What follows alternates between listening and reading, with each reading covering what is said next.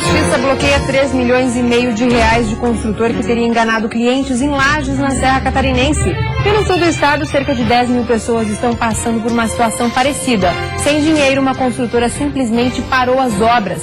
E ainda municípios atingidos pelo temporal da semana passada ainda contabilizam prejuízos. Na zona rural de Planalto Alegre, 3 aviários ficaram destruídos.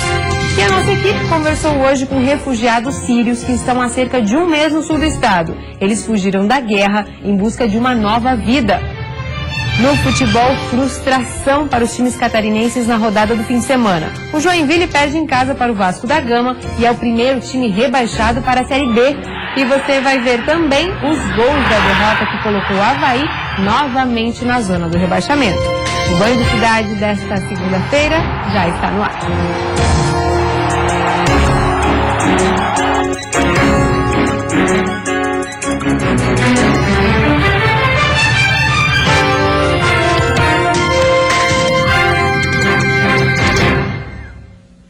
Após o temporal da semana passada, alguns municípios ainda estão contabilizando os prejuízos. Na zona rural de Planalto Alegre, 3 aviários desabaram com a força do vento. O trabalho agora é de reconstrução. Foram poucos minutos, difícil de explicar ou entender o que aconteceu. O que sobrou foram ferros retorcidos e muito entulho. Nesta propriedade, na zona rural de Planalto Alegre, dos 9 aviários, 3 desabaram com a força do vento. Minutos antes do temporal, 7 funcionários trabalhavam nos aviários, mas quando a chuva começou, eles foram para casa e, apesar do susto, ninguém se feriu. Na verdade, foi um tornado que deu. Duração mais ou menos de uns 3 a 5 minutos, o tempo que deu para destruir tudo. Então, assim, eu nunca tinha visto uma coisa desse tipo, né? Dessa natureza. Os prejuízos ultrapassam mais de 2 milhões de reais. Além dos 30 funcionários da granja, uma equipe de mais de 10 pessoas foi contratada para agilizar a reconstrução, que deverá durar aproximadamente 1 ano. Vê o que dá para aproveitar. Conseguimos salvar mais ou menos 80% das aves. Isso que foi importante para nós também. Então a gente vai lutar nesse sentido para conseguir recuperar o que foi perdido. A Prefeitura de Planalto Alegre está fazendo o levantamento dos prejuízos para decretar situação de emergência e conseguir auxiliar os produtores na reconstrução. E com certeza agora vai ter um trabalho muito grande de máquinas, né? Que a Prefeitura vai ter que refazer isso tudo, né? Então sempre fez e vai continuar fazendo. Então agora as máquinas já tiveram aqui no dia do vendaval e agora com certeza para limpar todo esse material, né? Essa sujeira que acabou sobrando, para começar a reconstruir, né? Então isso também tem uma despesa muito alta, né? Isso tudo a Prefeitura banca e não tem custo para o produtor. Áreas de reflorestamento de eucaliptos também tiveram perdas. De acordo com a EPAGRE, o órgão do governo que divulga as informações da meteorologia, o que aconteceu foi uma microexplosão em Chapecó e Planalto Alegre, onde os ventos atingiram mais de 170 km por hora.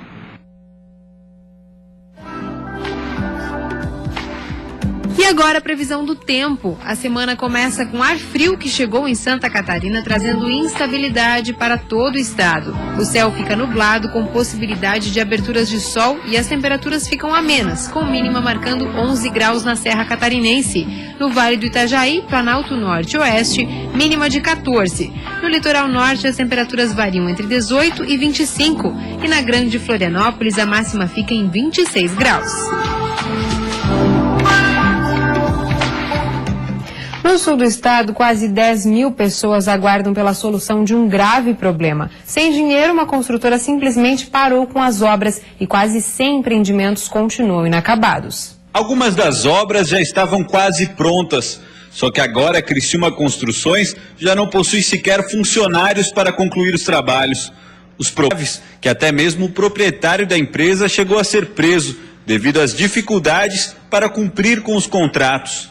Hoje, a Criciúma Construções está sendo administrada por um gestor judicial e a prioridade ainda não é o término das obras, é que os cerca de 400 funcionários da empresa que foram demitidos até hoje, ainda não receberam todos os direitos. As verbas rescisórias eu posso garantir com certeza que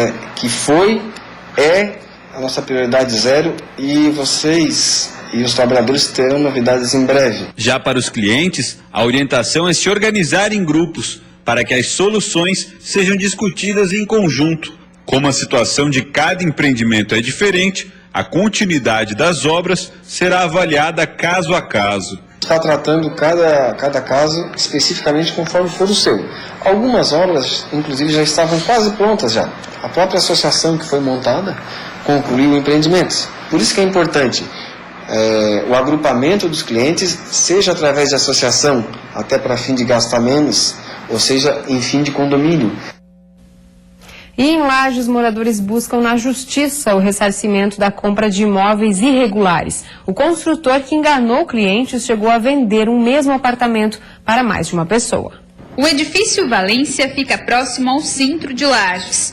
Um imóvel com 47 apartamentos que virou pesadelo para muitas pessoas que agora buscam na justiça o ressarcimento de valores pagos. O construtor Paulo Wilson Constante da Silva vendeu os apartamentos ainda na planta e depois de prontos veio a surpresa.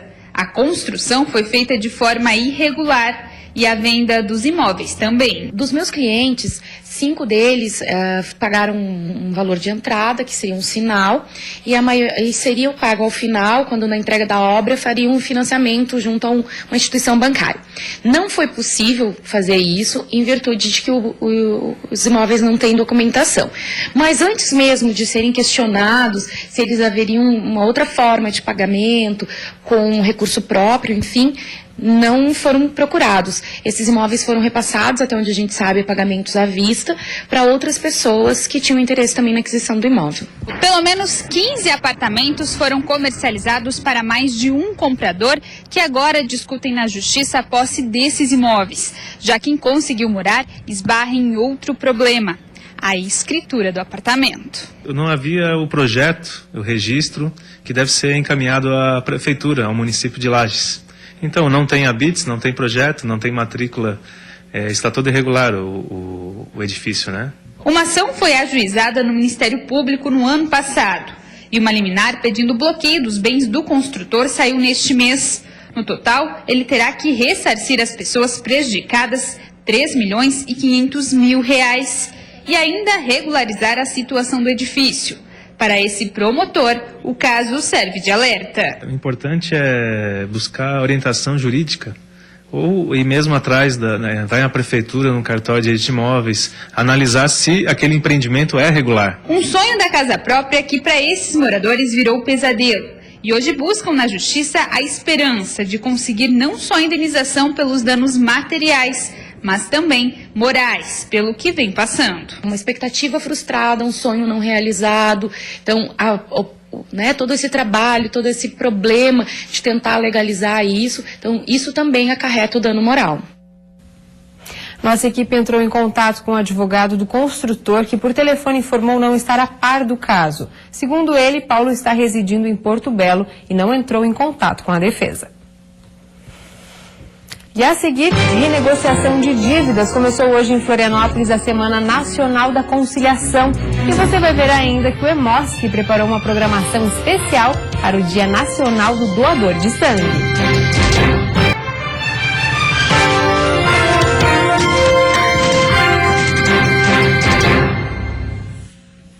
Renegociando as dívidas começou hoje e vai até sexta-feira em Florianópolis mais uma edição da Semana Nacional da Conciliação.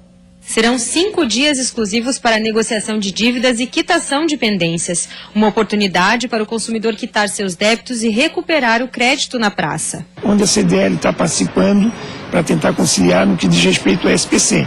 Então, esse ano foi feita uma série de agendamentos, para ser preciso, mais de 3.600 agendamentos, que a gente espera superar o ano passado. Empresas públicas e privadas estarão no piso superior do terminal Rita Maria, das 9 horas da manhã até as 5 horas da tarde, até sexta-feira, para negociarem um acordo com seus consumidores. Essa semana da conciliação aqui do Tribunal de Justiça é mais uma oportunidade para ele vir aqui negociar, que já é o 4º ano que a gente participa. É uma semana importante, a gente inclusive encaminhou correspondência para em torno de 300 clientes que estão com dívidas com a empresa para vir aqui durante essa semana e negociar da melhor forma possível as suas pendências, né? Para auxiliar nas negociações, o evento aposta na conciliação diferenciada e facilitada. Logo após, o devedor tem um acordo homologado na hora pelo juiz competente. As pessoas que têm os seus litígios, elas são capazes de resolver sozinhas esse litígio. Às vezes com a participação, a mediação de um conciliador, como é o caso. No próximo dia 25 é comemorado o Dia Nacional do Doador de Sangue e o EMOSC preparou uma programação especial para marcar a data. Para valorizar esse gesto solidário, de hoje até sexta-feira, o EMOSC promove uma semana especial. A ideia é chamar a atenção das pessoas sobre a importância de doar sangue e salvar vidas. A cada doação, 3 vidas podem ser salvas, uma estatística que deve motivar ainda mais essa iniciativa. Toda a programação do EMOSC será desenvolvida nas sedes das cidades de Florianópolis, Lages, Criciúma, Joinville, Joaçaba, Blumenau, Chapecó, Tubarão, Jaraguá do Sul e Canoinhas. E depois do intervalo tem futebol. Você vai ver os gols da derrota do Avaí, que voltou para a zona do rebaixamento, e os lances do clássico entre Figueirense e Chapecoense. E ainda faltando 2 rodadas para o fim da Série A, o Joinville é o primeiro time rebaixado.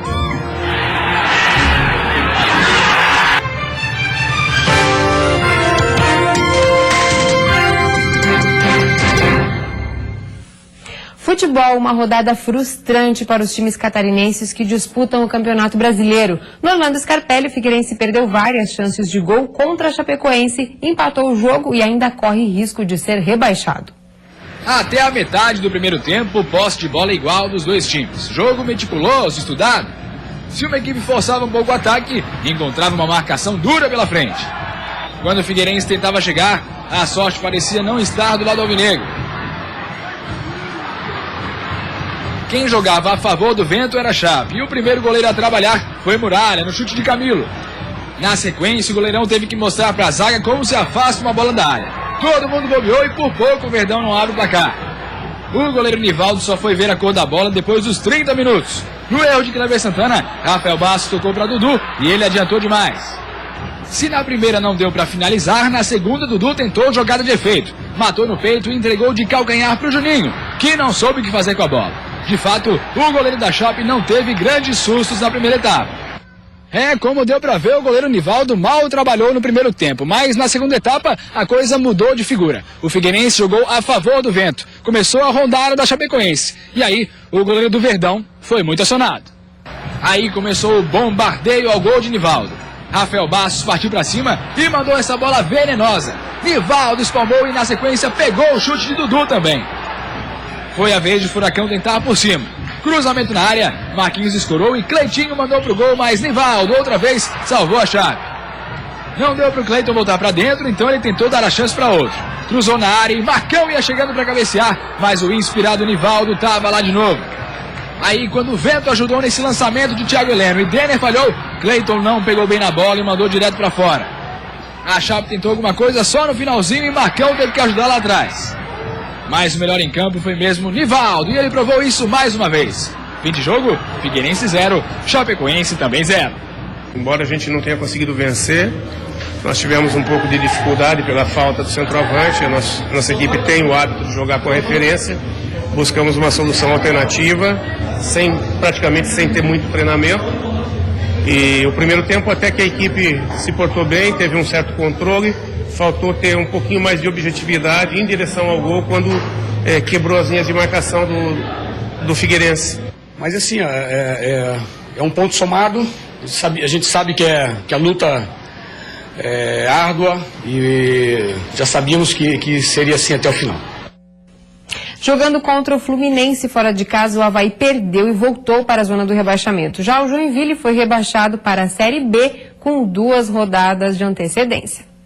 O primeiro gol do Vasco saiu cedo e teve uma pitada de azar do Jeque. Donato tentou afastar, a bola bateu em Cadu e sobrou limpinha para Nenê abrir o placar.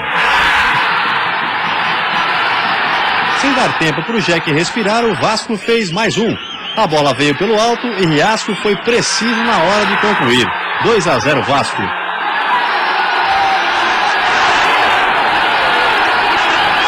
No segundo tempo, na falha da zaga vascaína, o tricolor teve esta chance clara, mas faltou um cacuete de atacante para Rafael Donato, que perdeu o gol na cara de Martin Silva.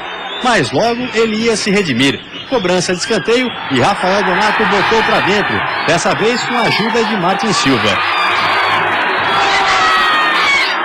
Daí para frente foi só pressão pelo empate. Nesse lance, Mário Sérgio deu uma caneta, cortou para dentro, cruzou para Kempis e esse cabeceio frustrado foi o último suspiro do Jack na Série A. Fim de jogo, Joinville rebaixado 1, Vasco 2. No Espírito Santo, o Avaí foi o primeiro a chegar na área adversária. Nino Paraíba cruzou baixo, mas André Lima não conseguiu chegar. Aí, o Flu começou a pressionar. Nesse escanteio, a bola foi por cima. Mas no segundo, a zaga havaiana não conseguiu segurar o zagueiro Gun. 1-0 Fluminense. O Avaí tentou reagir, mas faltava qualidade. A última tentativa no primeiro tempo foi de Renan Oliveira, que tentou de longe. O segundo tempo começou com uma falha bizarra de Wagner. Ainda bem que Fred dominou com a mão antes de botar para dentro. O gol não valeu. Na resposta do Leão, a bola de Camacho também passou longe, mas teve desvio. O Fluminense aumentou com Osvaldo, 2-0. E Fred, numa bela jogada para entrar no duelo de golaços e fazer o de honra do Avaí, Léo Gamalho de muito longe fuzilou para o gol de Diego Cavalieri.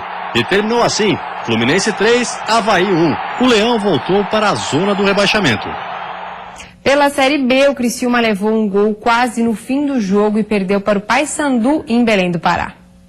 O Paysandu começou pressionando. Iago Pikachu bateu falta e no rebote a bola passou perto do gol de Luiz. João Lucas tentou o cruzamento e Betinho cabeceou para o chão, mas Luiz estava atento. Aí o Maicon Silva quis acabar com essa pressão. Foi para cima, cortou 2 zagueiros e na hora de concluir... Que coisa feia, Maicon. O Paysandu voltou a pressionar. João Lucas cruzou e Betinho por baixo quase abriu o placar. O Tigre voltou a responder com Marlon, que tabelou bonito e parou no goleiro Emerson. O jogo continuou quente no segundo tempo. Augusto Recife arriscou de longe. O Tigre tentava igualar na pegada, mas era pouco objetivo. Mas pegada mesmo faltou para a zaga do Criciúma nesse lance. Deixaram Iago Pikachu dominar, tocar para o meio e Edinho botar para dentro. E terminou assim, Paysandu 1, Criciúma 0. O jogo foi equilibrado, um jogo bem disputado, não foi jogo morno. Como eu falei, o Paysandu começou bem o primeiro tempo e o início do segundo. Nós tivemos uma posse de bola no controle de jogo e o nosso goleiro Luiz não fez nenhum milagre também. O Betinho foi bem marcado, né? Marcamos a descida dos laterais e conseguimos ter um bom rendimento de jogo. E tivemos a infelicidade de erro de marcação, tomamos gol. E a seguir, medida para controlar despesas. Foi anunciada hoje pela Secretaria da Fazenda mais uma mudança na Previdência Social. E a nossa equipe conversou com refugiados da Síria no sul do estado. Eles fugiram da guerra e vieram para o Brasil em busca de um recomeço.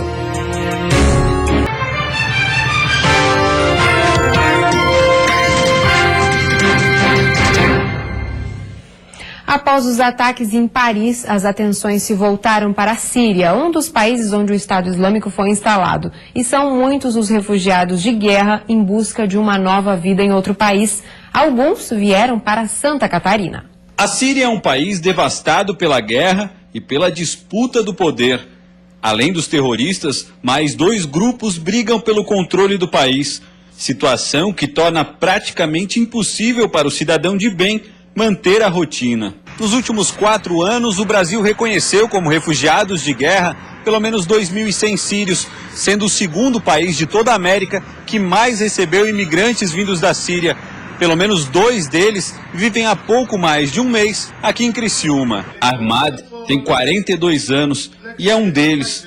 O design gráfico conta que a falta de segurança fez ele fugir da Síria. Ahmad deixou o país apenas com o passaporte e graças a uma ONG que acolhe cristãos em risco, ele teve a oportunidade de recomeçar. Mas muitos não tiveram a mesma sorte. Ahmad se emociona ao lembrar da família e de pessoas importantes na vida dele que acabaram ficando para trás. Em inglês, ele diz que muitas pessoas desapareceram. O irmão dele é um dos que ele não sabe sequer onde está. E isso é muito ruim. Mesmo distante mais de 10.000 quilômetros da Síria, ele carrega com ele as marcas da guerra. Ahmad ficou surdo de um ouvido depois da explosão de uma bomba em um posto de combustíveis nos arredores de Damasco, capital da Síria. Ele diz que viu muitas pessoas morrendo.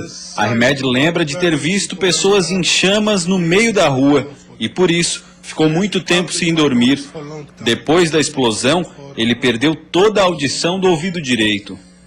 O sorriso só aparece quando Ahmad pensa na possibilidade de uma nova vida no Brasil, uma oportunidade única para quem viu de perto os horrores da guerra. Ahmad quer aprender a língua e depois um pouco mais sobre a cultura brasileira. Ele agradece o acolhimento principalmente da igreja no país e fala que espera conseguir relaxar um pouco, pois a guerra mexe muito com as pessoas. O outro sírio que vive em Criciúma é amigo de Ahmad, mas como é considerado um desertor pelo exército na Síria, por motivo de segurança ele preferiu não aparecer, nem contar a história dele. O jovem rapaz é cantor e, fazendo o que mais gosta, lembrou de algumas músicas do país. O refugiado fez questão de cantar músicas que falam do amor.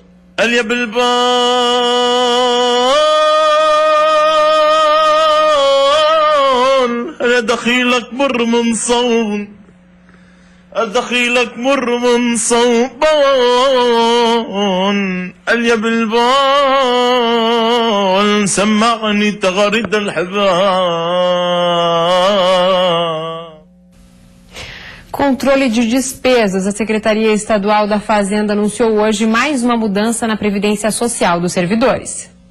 A alíquota só vai mudar para os servidores contratados até junho de 2008. O percentual de contribuição vai subir aos poucos nos próximos 3 anos, dos atuais 11% para 12% em 2016, 13% em 2017 e 14% em 2018.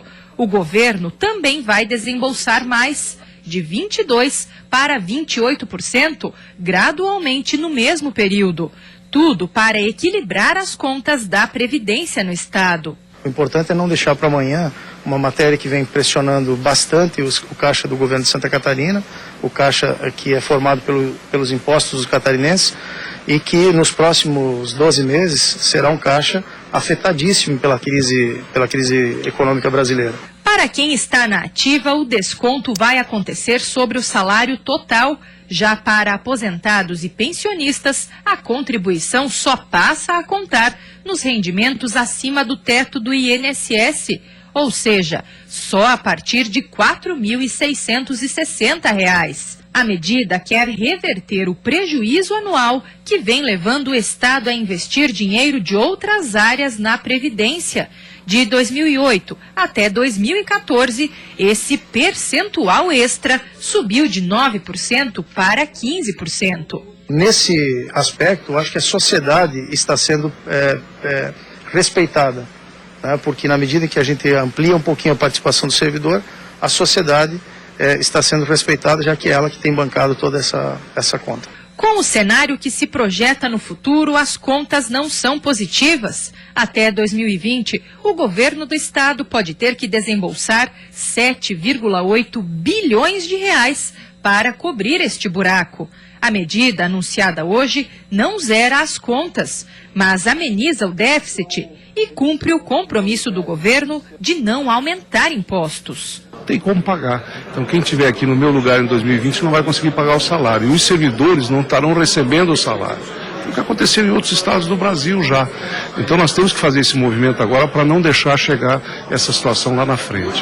A mudança afeta todos os poderes e foi encaminhada à Assembleia Legislativa já nesta segunda-feira. A tramitação deve ocorrer em caráter de urgência e a expectativa do governo é pela aprovação ainda este ano, já que o projeto de lei tem prazo de 90 dias, mesmo após entrar em vigor, para começar a valer.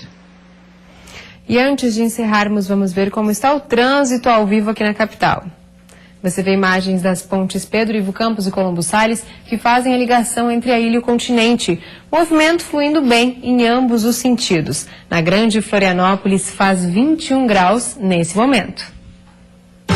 E você fica agora com o Jornal da Band, lembrando que amanhã e quarta-feira não teremos Band Cidade em decorrência da Liga dos Campeões da UEFA. Voltamos a nos encontrar na quinta-feira. Uma ótima noite a todos e até lá.